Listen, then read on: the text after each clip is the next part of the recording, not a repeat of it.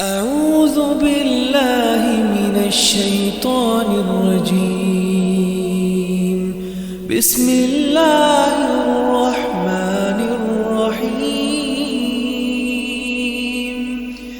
هل أتاك حديث الغاشية؟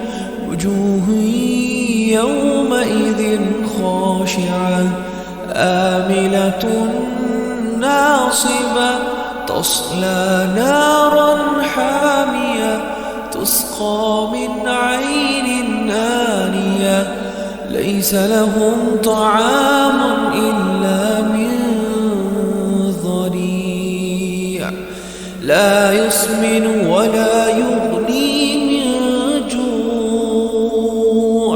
وجوه يومئذ ناعمة لسعيها راضية في جنة عالية لا تسمع فيها لاغية فيها عين جارية فيها سرر مرفوعة وأكواب موضوعة ونمارق مصفوفة وزرابي مبثوثة أفلا ينظرون إلى الإبل كيف خلقت وإلى السماء كيف رفعت وإلى الجبال كيف نصبت وإلى الأرض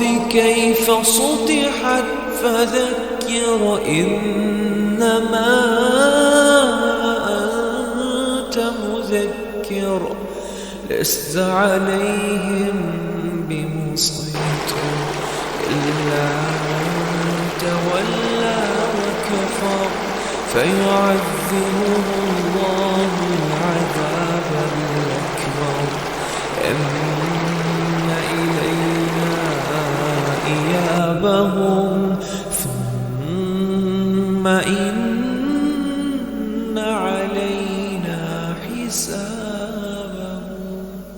صدقت يا رب العالمين.